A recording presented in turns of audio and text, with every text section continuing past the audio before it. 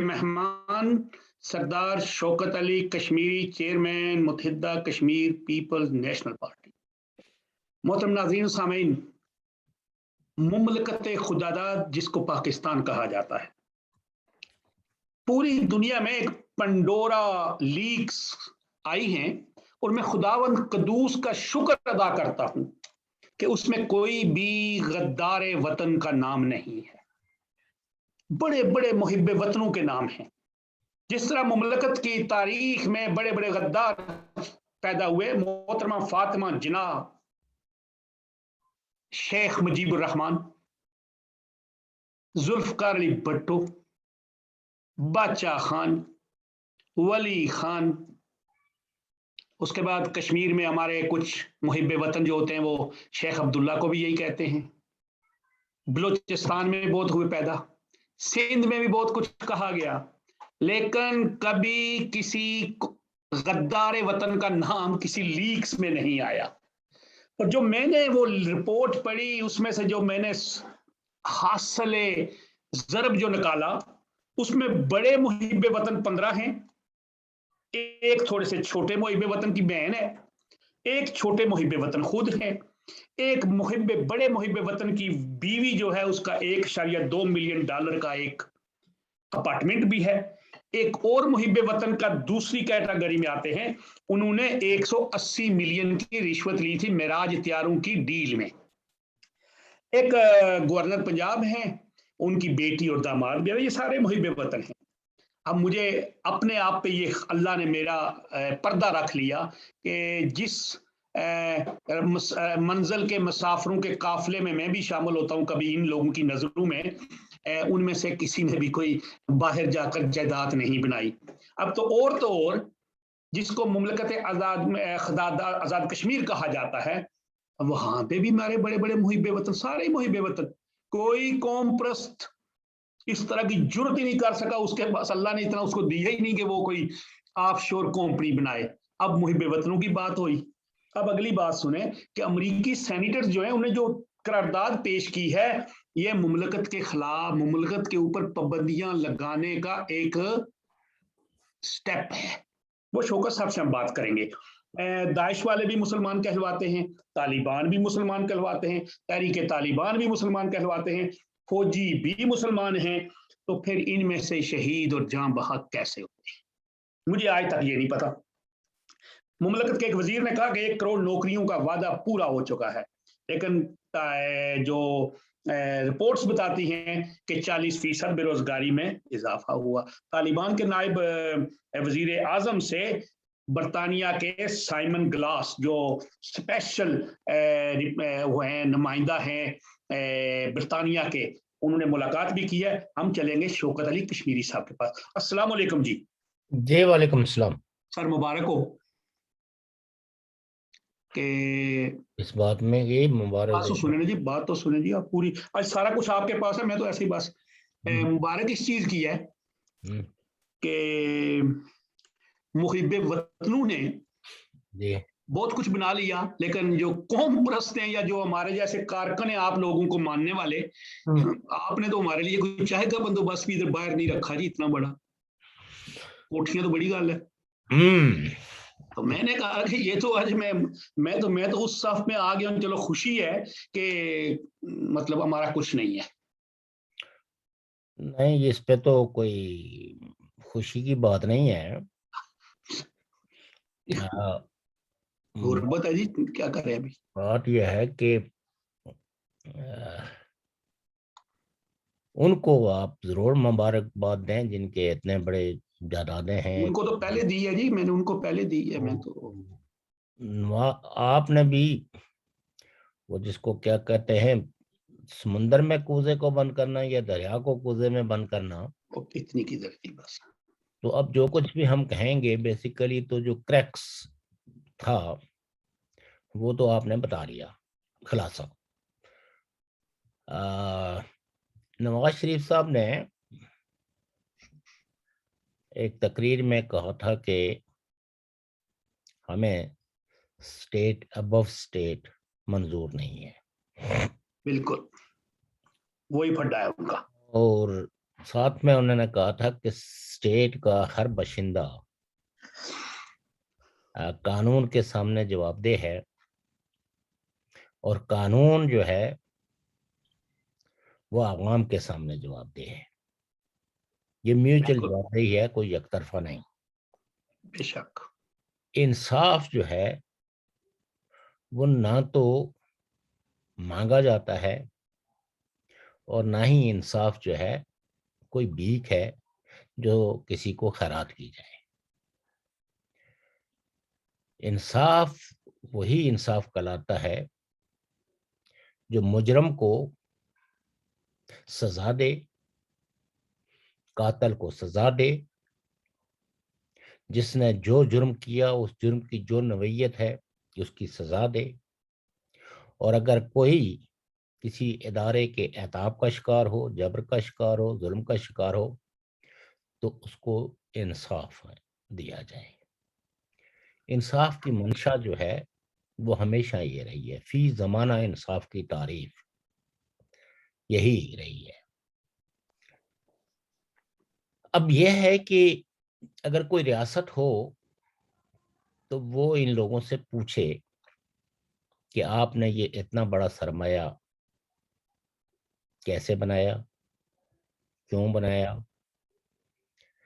یا کس خدمت کے صلے میں کس نے آپ کو یہ سارا سرمایہ مہیا کیا. آج کچھ جو میں ایک بات کہا کرتا تھا، لیکن عمران خان کی ایک بات تو بہرحال مجھے درست لگ رہی ہے، جو وہ یہ کہتے تھے کہ کرپٹ سسٹم کی وجہ سے لوگ غریب ہوتے ہیں. پتہ نہیں یہ انہوں نے لوگوں کے حوالے سے کہا تھا یا نہیں کہا تھا، لیکن انہوں نے کہا تھا کہ حکومت و ریاست غریب ہوتی ہے. ریاست کی غربت کی وجہ جو ہے وہ یہ کرپٹ لوگ ہیں جو اپنی جائیدادوں کو اپنے جو اثاثے ہیں وہ غلط پریکٹسز سے حاصل کرتے ہیں، اور پھر ان کو بیرون ملک منتقل کر کے تو اپنی آئندہ آنے والی نسلوں کی بھی عیاشوں کا سامان مہیا کرتے ہیں. اور میں ہمیشہ چیزوں کو نظریاتی پہلو سے دیکھنے کی کوشش کرتا رہا ہوں، اور خاص کر کے طبقاتی معاشروں میں اور پھر سرمایہ دارانہ نظام میں، چونکہ اصول جو ہے سرمایہ داری کا اصول ہے how to make the profit, لیکن اس میں کسی کی محنت لگتی ہے، کسی کا سرمایہ لگتا ہے، اور اس سے جو پرافٹ ہے جس کو مارکس کی زبان میں کسر زائد کہتے ہیں، تو جنگ جو ہے معاشروں میں، طبقاتی معاشروں میں یہ رہی ہے کہ وہ جو کسر زائد ہے، وہ جو سرمایہ ہے، اس کی مساوی تقسیم کیسے ہو. چونکہ ایک اگر 2 کروڑ کو آپ گھر کے اندر رکھ لیں تو وہ کبھی 4 کروڑ نہیں بنے گا. وہ اگر آپ کہیں انویسٹ کرتے ہیں تو اس میں بہت سارے لوگوں کی، کسی کا دماغ، کسی کے ہاتھ، کسی کی محنت، کسی کا خون پسینہ لگتا ہے، تو تب جا کے وہ 2 کروڑ 4 کروڑ میں تبدیل ہوتا ہے. اور 4 کروڑ وہ جو سرمایہ جو ہے، جو 4 کروڑ ہوا ہے، وہ جو نفع حاصل ہوا ہے، اس نفع کی تقسیم کا سوال ہمیشہ طبقاتی معاشروں میں رہا ہے. لیکن یہاں نہ تو کسی کی محنت لگی، نہ کسی کا سرمایہ لگا، نہ کسر زائد کا جو وہ فارمولا جو مارکس نے، بلکہ یہاں جو ہے وہ پیسہ پاکستان کے عوام کے نام سے آیا، ان کی ترقی کے لیے، ان کی فلاح کے لیے، انفراسٹرکچر کے لیے، اور وہ پیسہ جو ہے مختلف لوگوں نے مل ملا کے حذف کر لیا. اور انصاف کا تقاضا تو یہ ہے کہ ان سارے لوگوں کو قانون کے کٹارے میں کھڑا کر کے ان سے بہرحم تحقیق اور تفتیش کی جائے، وہ چاہے سیاستدان ہے، وہ چاہے سیاسی کارکن ہے، چاہے وہ آرمی جنرل ہے یا کوئی آفیسر ہے یا بیوروکریٹ ہے۔ لیکن مجھے لگتا یہ ہے کہ ایسا کچھ بھی نہیں ہوگا۔ اگر اس کی کوئی قیمت چکائے گا تو وہ صرف سیاستدان یا کوئی سیاسی کارکن۔ لیکن میں یہ کہتا ہوں کہ ان سیاستدانوں کو بھی جو اس طرح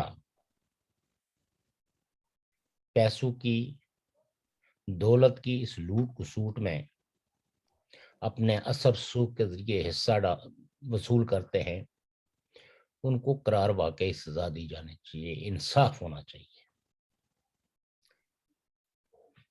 اگر یہ سب کچھ حکومتوں کو ڈی سٹیبلائز کرنے کے لیے ہے، پالیٹکس کو بدنام کرنے کے لیے ہے،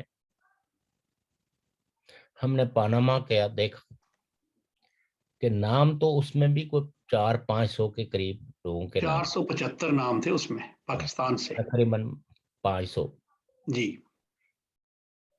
لیکن ایک ایسے آدمی کو جو پاکستان کا منتخب وزیر اعظم تھا اور جس کا اس اسکینڈل میں نام بھی نہیں تھا، پاکستان کے جمہوریت پسندوں کو ایک سزا جو ہے وہ دی گئی اور ان کے منتخب وزیر اعظم کو اقتدار سے نکال کے تو اس کو وہ سزا دی گئی جس کا وہ مستحق نہیں تھا، اور انہیں تا حیات نااہل قرار دے دی گیا، اور کئی ایک سزائیں بھی ایوارڈ کی گئی۔ جوڈیشری کے حوالے سے جو سکینڈل آتے رہے ہیں، گائے بگائے جو رپورٹیں شائع ہوتی رہی ہیں، وہ کسی سے ڈپی چھپی نہیں ہے، اور میں ان کو ریپیٹ کر کے نہ آپ کی اور نہ آپ کے ناظرین کی سمع خراشی کرنا چاہتا ہوں۔ البتہ جب ان کو کسی کو سزا دینی ہوتی ہے تو یہ اپنے کانسٹیٹیوشن کا، اپنے ملکی قوانین کا کوئی سہارا نہیں لیتے۔ اس وقت ان کو بلیک ڈکشنری کا کوئی سبق یاد آتا ہے، اور ایک شخص کو صرف اس جرم کی بنیاد پہ ساری زندگی کے لیے نااہل قرار دیا گیا ہے کہ آپ نے اپنے بیٹے کی کمپنی سے تنخواہ آپ نے وصول نہیں کی اور اس کو ڈکلیئر نہیں کیا، اور اس کے لیے تاحیات نااہل قرار دے دیا گیا۔ تو اس سے یہ لگا کہ پاکستان کی جو عدالتیں ہیں وہ لوگوں کو انصاف نہیں دیتی۔ پاکستان کے جن کو ریاستی ادارے ہونے کا اعزاز حاصل ہے، میں اعزاز ہی کہوں گا، کیونکہ اس سے بڑا کون سا اعزاز ہے جی؟ انفیکٹ جو ہے وہ ریاستی ادارے نہیں ہیں، چونکہ ریاستی ادارے جو دنیا میں ہیں وہ کرپٹ پریکٹسز کو اسکروٹنائز کرتے ہیں، irrespective faith, irrespective color, irrespective قومیت، irrespective political differences۔ لیکن پاکستان میں ایسا نہیں ہے۔ پاکستان میں قانون کے نام پہ، انصاف کے نام پر ریونج لیا جاتا ہے اپنے مخالفین سے، اور عدالتیں انصاف کے نام پر، میں یہ نہیں کہوں گا کہ بدنما داغیں، البتہ میں کہتا ہوں کہ پاکستان میں انصاف کے نام پہ ایک موکری ہو رہی ہے، اور پاکستان کے محنت کشوں کے یعنی جو ٹیکس پیئر ہیں ان کے پیسے سے یہ ادارے جو پڑھ رہے ہیں، یہ ان کے لیے کسی قسم کی کوئی سہولت مہیا کرنے کے لیے تیار نہیں ہے۔ اور اس یہ جو نیا جو پنڈورا باکس جس کو کہا گیا ہے یا پنڈورا سکینڈل، اس میں بھی کچھ نہیں ہوگا۔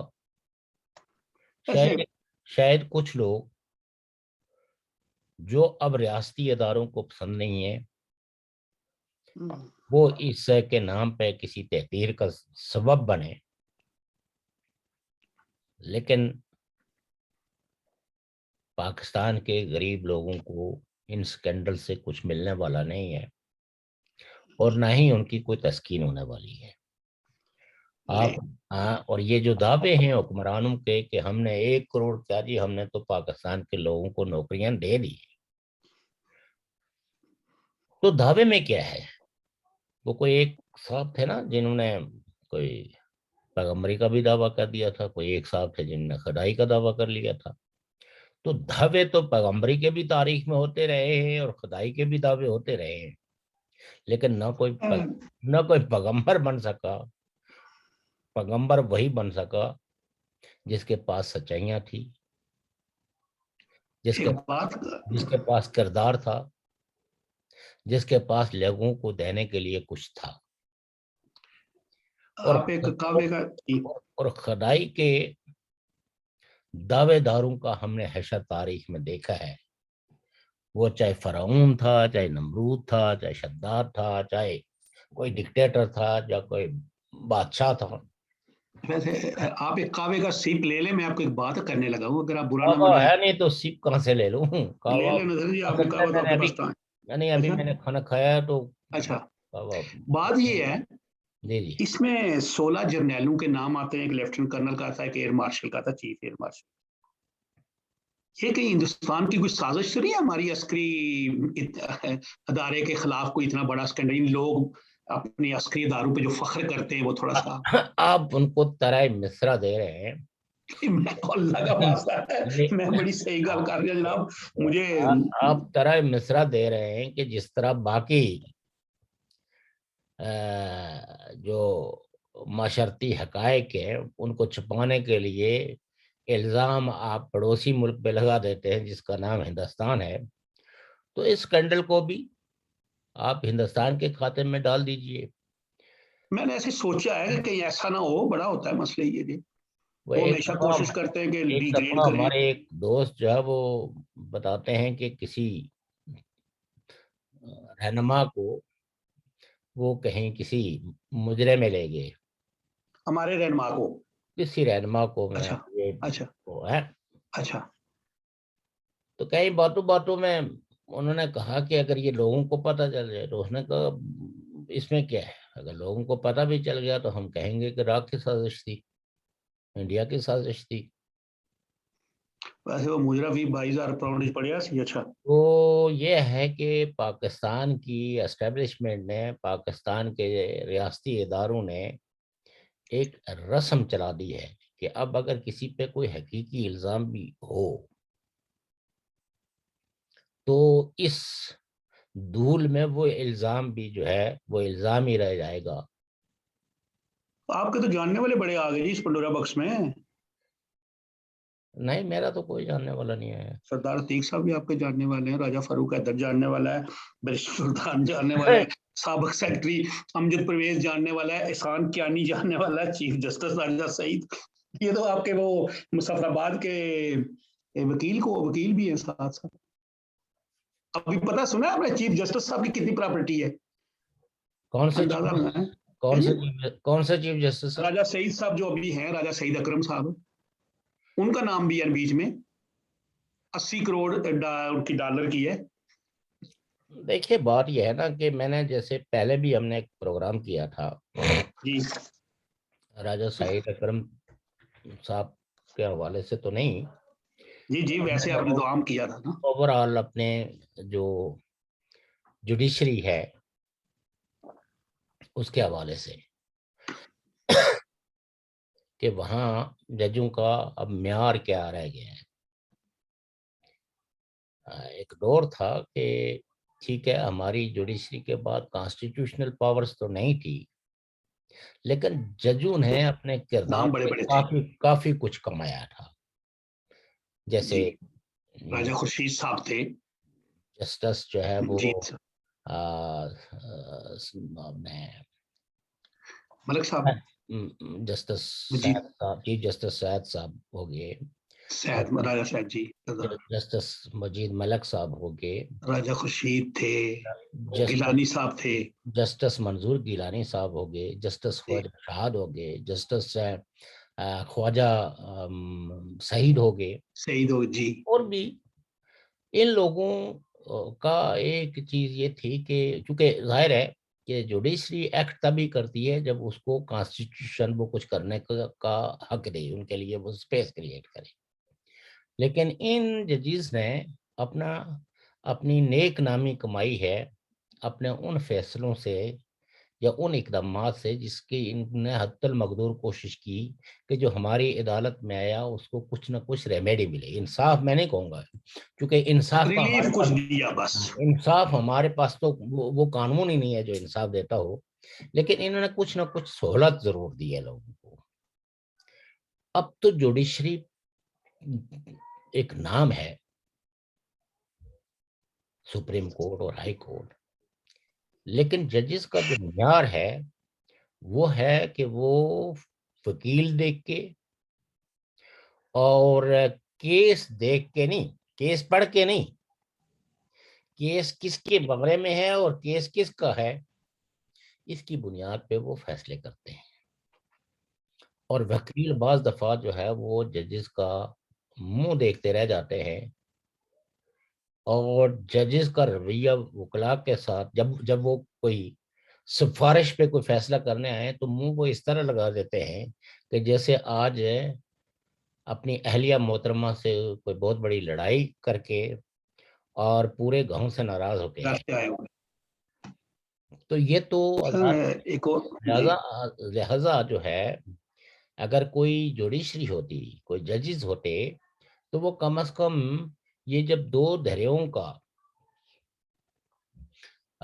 रुख मोड़ा गया तो उस पे सू मोटो बनता था और ये जदादतें किधर से बनती। पार्टियों को आके कहते कि हमें मुतमईन करें कि इससे आबो हवा यानी जो इन्वायरमेंट है वो मुतासर नहीं होगी, इससे लोगों का के जो फंडामेंटल राइट्स हैं वो मुतासर नहीं होंगे। फंडामेंटल राइट से ये है कि जीने का हक भी जो है ना एक फंडामेंटल राइट्स में आता है, पानी जो है ये भी फंडामेंटल राइट्स में आता है, और मौलियात को दुरुस्त रखना जिससे कि लोगों की जिंदगियों का दारोमदार है उसमें उन सारे फैक्टर्स को जुडिशरी सू मोटो के जरिए चेक कर सकती थी।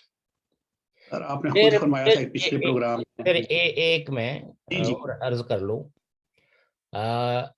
और वो सू मोटो ले सकते थे आजाद कश्मीर गवर्नमेंट को भी कि आप आके तो कॉन्स्टिट्यूशन के मुताबिक अपने आप को डिफाइन करें, और फिर यहाँ जितने भी ये प्रोजेक्ट चल रहे हैं इन प्रोजेक्ट में अपनी कोई रेलिवेंसी बताए, being a representative of the Azad Kashmir people. यही हाल गिलगित बल्तिस्तान के लोगों का भी है। अब जब हम ये कहते हैं, अब आप देखिए कि कल पर पिछले प्रोग्राम में, कल के प्रोग्राम में आपने जिक्र किया कि भिम्बर एक स्कूल, हाई स्कूल जो महाराजा के दौर में वो स्कूल बना, और उस स्कूल तामीर उसकी जमीन हर चीज को महारानी ने अपनी जाती यानी पैसों से बना, उसमें रियासत का मसला नहीं था, लोगों की वेलफेयर के लिए दिया कि यहाँ कौम के बच्चे पढ़े। सर बहुत बड़ा ग्राउंड है, उस पे जो है वो फौजी जवानों ने कब्जा कर लिया, जैसे कोई माज जंग पे गए हुए थे और कोई चौकी दुश्मन से ले ली है और उस पर कब्जा कर। दफाई जरूरियात को पूरी करनी है ना वहां पे। फिर ये है कि मुजफ्फराबाद में लैंड ग्राबिंग का एक बहुत बड़ा इशू, और वो कोई प्राइवेट पार्टी नहीं, उस पे लोगों ने प्रोटेस्ट भी किया, जो उनकी एंसिस्ट्रल यानी आबा व अजदाद की जमीन थी। फर्क सिर्फ इतना है कि कुछ लोग जिनको कहते हैं कि week section of the society, ऐसे ही यानी माशरे के जो कमजोर लोग हैं जी, ان کو دبایا جاتا ہے، ان کے حقوق کو چھینا جاتا ہے، اور اب ان کی زمینوں پہ بھی ایسے جیسے 1988 میں کئی جو کمزور سیکشن تھے جن کی کوئی پولیٹیکل سے نہیں تھی، اور پولیٹیکل پارٹیوں تو میں نے آپ کو پہلے ہی کہا کہ these are all compromised political parties, یہ ان کو پولیٹیکل پارٹی بھی نہیں کہا جا سکتا. آج پہ تھوڑی ان تو پہ بات ہوگی ایک.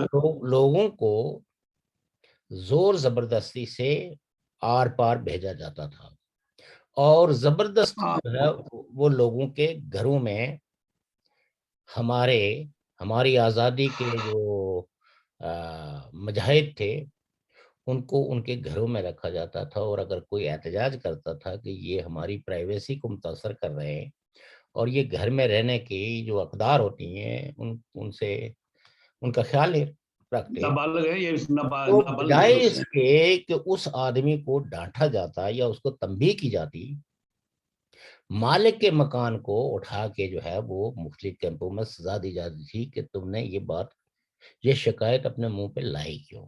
اور ایسے سینکڑوں واقعات ہیں. میں جس پر وکالت کرتا تھا تو کئی ایک لوگ ہمارے دشمنوں نے ہمارے خلاف جو پروپیگنڈے کیے تھے، تو لوگوں کا ایک کانفیڈنس تھا کہ اگر یہ آدمی ہماری کوئی آواز نہیں بلند کرے گا تو کم از کم ہمارے نام کسی کے حوالے نہیں کرے گا، چونکہ وہاں بہت سارے یار لوگوں نے کچھ بتایا، تو بجائے اس کے کہ اس کو کوئی ریمیڈی دلانے کے، انہوں نے وہ نام انٹیلیجنس ایجنسیز تک پہنچا کے ان کو اور بھی زیادہ مشکلات اور مسائل میں ڈالا. تو ایسے بے شمار واقعات تھے. وہ چاہے جو ہے وہ کوئی بھی بارڈر ایریاز ہے، ان بارڈر ایریاز میں بسنے والے لوگوں پر جس طرح کی مشکلات اور مصائب ہے، اس کا آپ لوگ ادراک ہی نہیں کر سکتے، اور پولیٹیکل پارٹیز تو یہ ادراک کرنا ہی نہیں چاہتی. اور میں نے جی ہمارے بہت سارے جو خوشحال لوگ ہیں، آسودہ حال لوگ ہیں، کہ جن کو کہیں نہ کہیں سے مراحت ملتی ہیں، وہ عموماً جو ہے وہ جس کو کہتے ہیں نا نمک حلالی کا ثبوت اس طرح دیتے ہیں کہ وہ ہماری حق کو سچ کی آواز کو پروپیگنڈے کے ذریعے دبانے کی کوشش کرتے ہیں. ہمارا کام ہے ایک حلیم صاحب، ہمارا نہ تو کسی کے خلاف کوئی بغض ہے، نہ کوئی ذاتی اناد ہے. ہم نہ زمانہ طالب علم میں آلدو کہ کہتے ہیں نا کہ ٹیررزم کی کوئی یونیورسل ڈیفینیشن نہیں کی گئی، لیکن بہرحال یونائٹڈ نیشن نے کہا کہ وہ لوگ جو اپنے مقاصد کے حصول کے لیے بندوق اٹھاتے ہیں اور اس میں لوگوں کو مارتے ہیں، وہ دہشت گرد ہیں، ارریسپیکٹیو ان کا مذہب اسلام ہے، ان کا مذہب ہندو ہے، ان کا مذہب کرسچن ہے، ان کا مذہب کوئی ہے. لیکن جو بھی اپنے مقاصد کے حصول کے لیے، اور مقصد وہ جو ڈسپیوٹیڈ ہے، مثلا جو آدمی یہ کہتا ہے کہ میں اللہ کے لیے لڑ رہا ہوں، اب یہ کیسے طے کیا جائے کہ آپ نے جو بندوق اٹھائی ہوئی ہے وہ خدا کے لیے، یا خدا نے کہیں آپ کو کوئی حکم دی ہے؟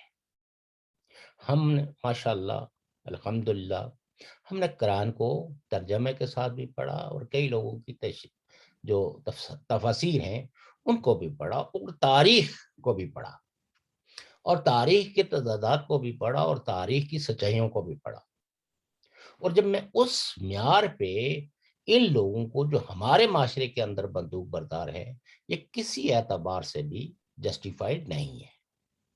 یہ ایک پراکسی وار کا تو حصہ ضرور ہے، اور کچھ لوگ ہیں جو پراکسی پالیٹکس کا حصہ ہیں، لیکن یہ اپنے معاشرے کو کوئی محبت، کوئی خلوص، کوئی دیانت، کوئی معاشرے کے اندر کوئی بدلاؤ یہ نہیں لانا چاہتے.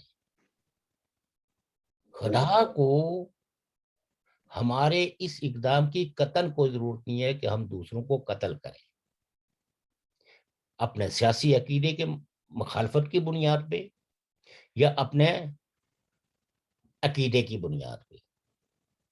خدا نے تو ایک لفظ انسان استعمال کیا ہے کہ ایک انسان کو قتل کرنے والا آدمی گویا کہ انسانیت کا قاتل ہے.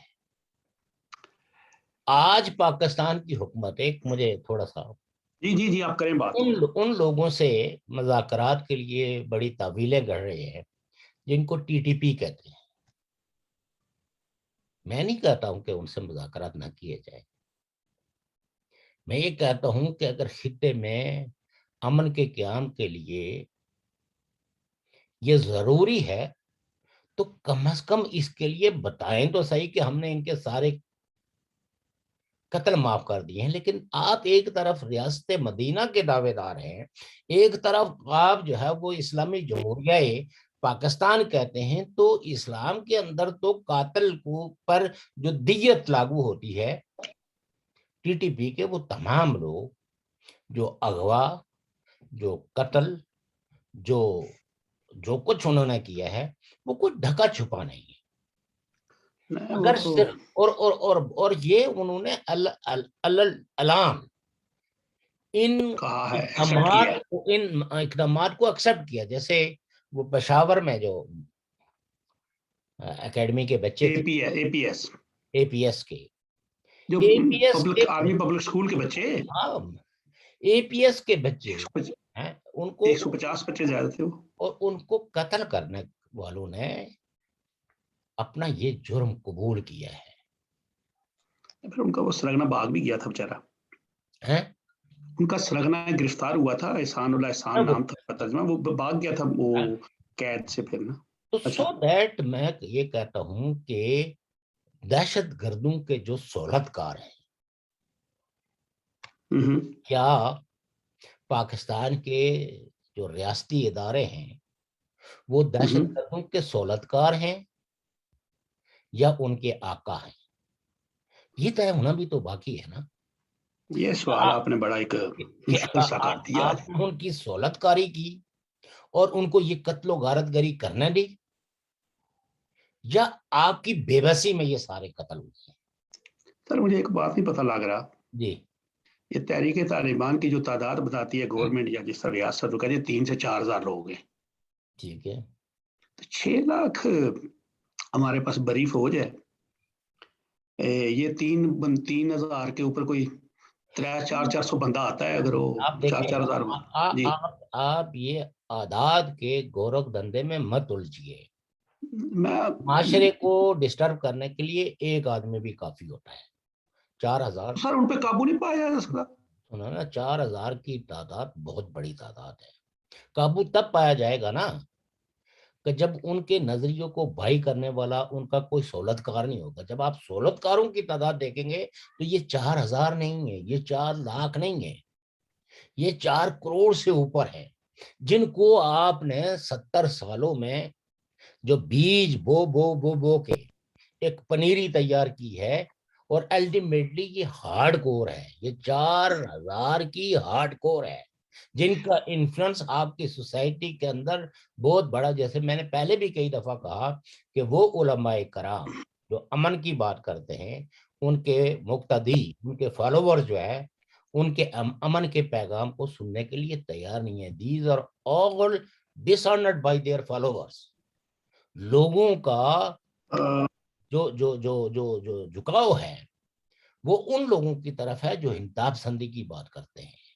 اور ریاست نے جو یہ دعوے کیے کہ ہم لوگوں کو مین سٹریم میں, اور جو وہ گالم گلوچ سیاست کے اندر کرتے ہیں, مین سٹریمنگ جو ان کی ہے, تو وہ مین سٹریمنگ اس دیانت کے ساتھ نہیں کی گئی ہے کہ ہم ان کو اپنے سوسائٹی کے اندر ایسیمیلیٹ کر رہے ہیں, انٹیگریٹ کر رہے ہیں, بلکہ آپ نے کسی کا ووٹ کسی کو نیچا دکھانے کے لیے ان کو کیا. تو جب تک یہ پالیسیاں چینج نہیں ہوں گی تو پاکستان سے دہشت گردی, آپ نے ایک آدمی کو مار دیا, پاکستان کے اندر ایک فیملی, ایک میری بات سن لیجیے, ہم فیملیوں والے لوگ ہیں, فیملی سسٹم ہمارے ہاں پریویل کرتا ہے.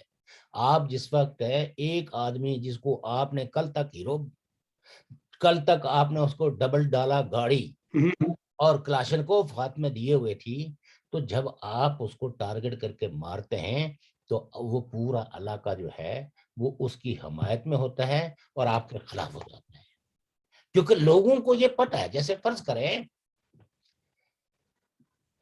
کہ آپ نے کس آدمی کو نہیں پتا کہ ہمارے ادھر کن کن لوگوں کو آپ منتریاں دیتے ہیں، آپ کلاشنکوف دیتے ہیں، آپ ان کو بڑی بڑی گاڑیاں دیتے ہیں، اور کل انہی میں سے کسی کو اگر آپ ماریں گے تو ریاست کا یہ جو ظالمانہ کردار جب عوام کے سامنے آئے گا تو اس کے رشتہ دار، اس کے بچے، اس کے چاہنے والے اگر کوئی نہیں ہے تو پھر بھی ایک بڑا علاقہ جو ہے نا وہ دکھی ہوتا ہے کہ کل تو اس کو بکروں کی طرح پار رہے تھے، اس کو ایک روٹی کے بجائے 2 روٹیاں کھلا رہے تھے. تو لہذا لوگوں کا پھر الٹیمیٹلی جو ری ایکشن آتا ہے وہ اگینسٹ اسٹیٹ آتا ہے، اور اسٹیٹ کے جو ڈبل سٹینڈرڈ ہیں وہ آپ یہ دیکھیے کہ وہ آدمی جو مین سٹریم ہوا، جس کو لوگوں نے مینڈیٹ دیا کہ آپ پاکستان کی کانسٹیٹیوئنٹ اسمبلی کا، نیشنل اسمبلی کے اندر، اسمبلی کے فلور پہ ہمارے رائٹ کو ڈیفائن کریں، آپ نے اس کو تو بند کر کے رکھا ہوا ہے.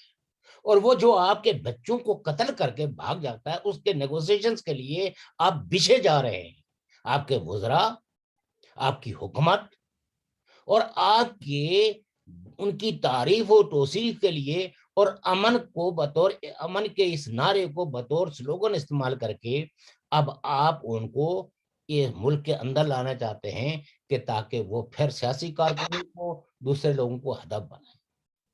تو لہذا آج آپ یہ دیکھیے کہ ساری پولیٹیکل پارٹیز نے اپنے منہ پر ٹیپ لگا کے رکھی ہوئی ہے، وہ بولنا نہیں چاہتے. کیوں نہیں بولنا چاہتے؟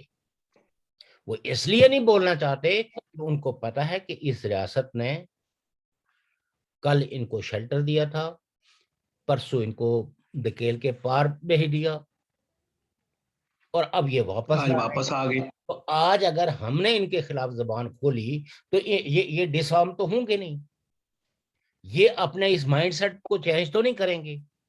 تو لہذا انہوں نے ہمیں چن چن کے مارنا ہے اور اس ریاست نے ہمیں کوئی تحفظ نہیں دینا.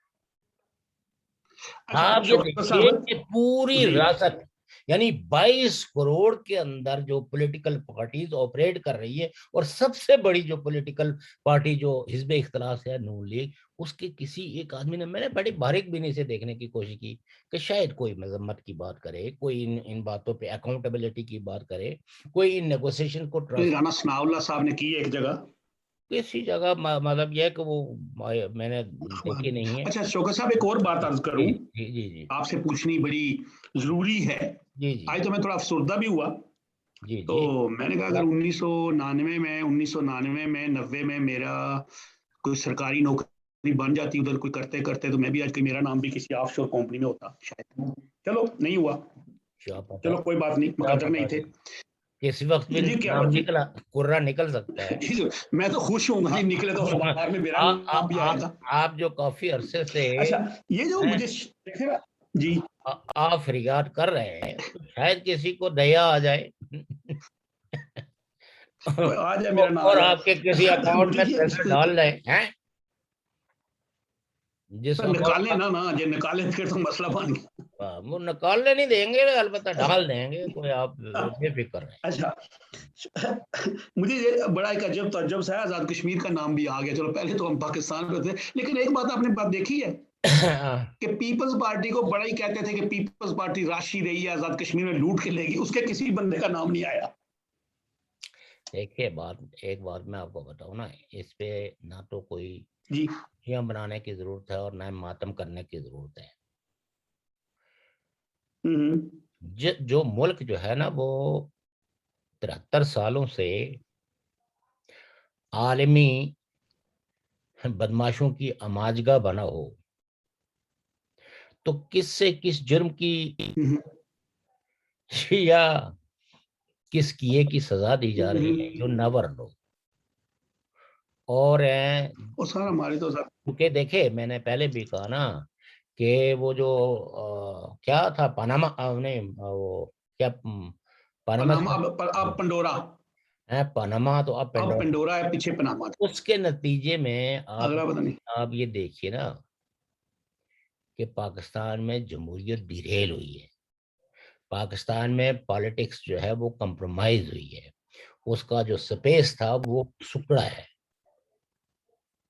وہ کوئی کرپشن ایکسپوز نہیں ہوئی ہے، بلکہ کرپشن کے نام پہ لوگوں کو ڈیفیم کیا گیا ہے، جو کچھ ہم نے دیکھا تحقیق پناما لیکس میں، پاناما لیکس میں۔ لیکن اس لیکس میں کچھ اور ہے نا، یعنی تو ہم تو نہیں جانتے نا کہ جو کچھ ہے، جن لوگوں کے نام آئے ہیں تو جی جی، تو ان کے نام جو ہے وہ درست ہیں یا غلط ہیں؟ لیکن پاکستان کا کوئی صحافی بھی وہ جرنیلوں کے نام پہ تو بول بھی نہیں رہا، ان سے بات بھی نہیں کر رہا۔ تو مطلب یہ ہے کہ وہ ٹھیک ہے نا، میں یہ کہتا ہوں کہ اگر 2 منٹ کے لیے میں یہ مان لوں کہ یہ سب ہیں، تو جب اس پہ کوئی وہاں تحقیق نہیں ہونی ہے تو ہمیں وقت ضائع کرنے کی ضرورت کیا ہے؟ اور اگر ایک نہیں وہ تو نہیں ہو سکتی نا، ان اور پہ ہوئی نہیں گا۔ دوسری بات یہ ہے کہ دیکھیں پاکستان کے ان پالیسیوں کی وجہ سے جو فوجی بھائیوں نے بنائی ہیں اس کی سزا کا وقت آ گیا ہے، یہ سزا کی طرف بڑھ رہے ہیں، یہ احتساب کی طرف، یہ وہ نہیں بڑھ رہے، یہ وہ بڑھ رہے ہیں جنہوں نے آپ کو پیسے دیے تھے کسی پل، کسی سکول، کسی وومن امپاورمنٹ کے لیے یا پاورٹی ایریڈیکیشنز کے لیے، یہ آہستہ آہستہ پہلے یہ سکنڈل ہوں گے اور پھر جو ہے وہ کمیشن بنیں گے، بین الاقوامی کمیشن۔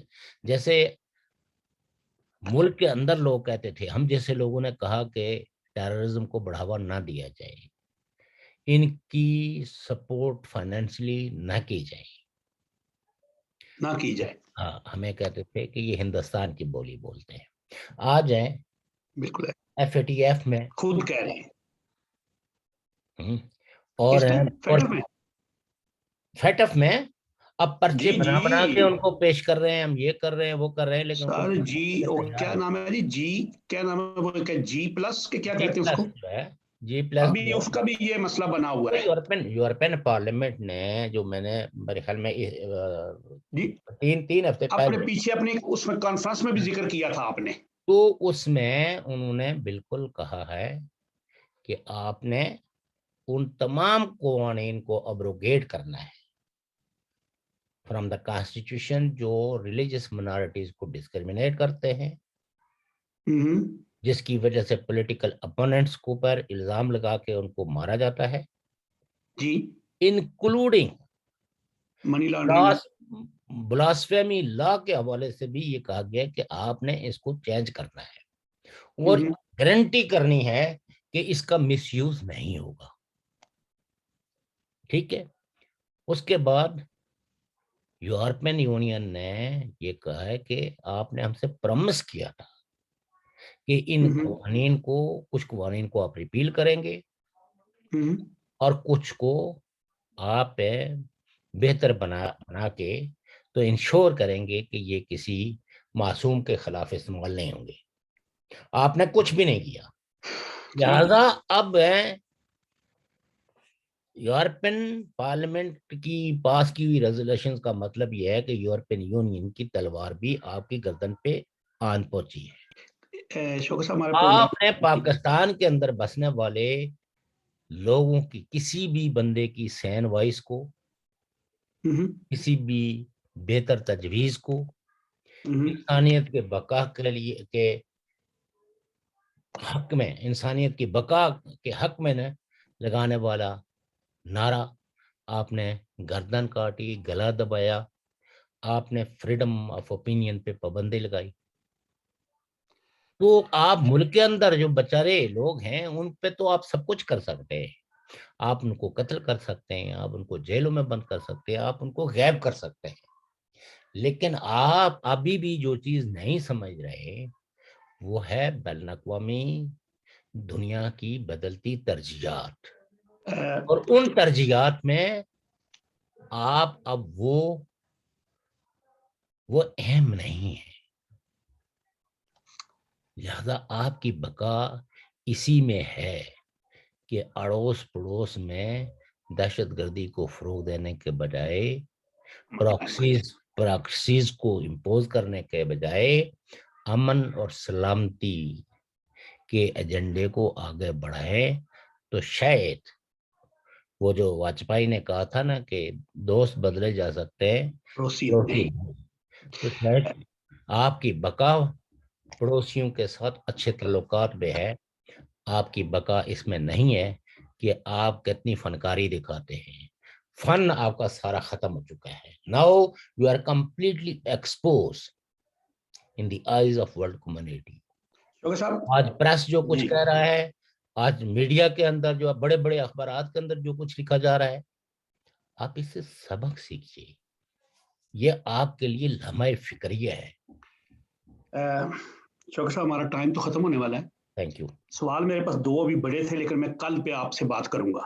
ٹھیک ہے۔ یہ امریکی سینیٹرز کا مطالبہ کہ پاکستان تمام دہشت گردوں کا محاسبہ کرے، اور دوسرا افغان طالبان کی جنہوں نے 20 سال تک مدد کی، ان کو پناہ دی، ان کو فیسیلیٹیٹ کیا، ان کے خلاف کارروائی کی جائے۔ اور یہاں پر یورپین یونین کا، فیٹف کا، G+ کا، یہ سارے مطالبے کہیں مملکت خداداد کے گرد گھیرا تنگ کر رہے ہیں۔ اس پہ بات ہوگی کل سردار شوکت علی کشمیری صاحب کے ساتھ۔ Thank you. اور اسی پہ آج ہم اکتفا کرتے ہیں۔ میرے دوستوں، میری قوم کے نوجوانوں، جس کے گھر پہ قبضہ ہوا ہو اس کو پہلے اپنے گھر کا قبضہ چھڑانا ہے مجھے، اور پھر میں نے پڑوسیوں کو رہائی دلانی ہے۔ اللہ حافظ۔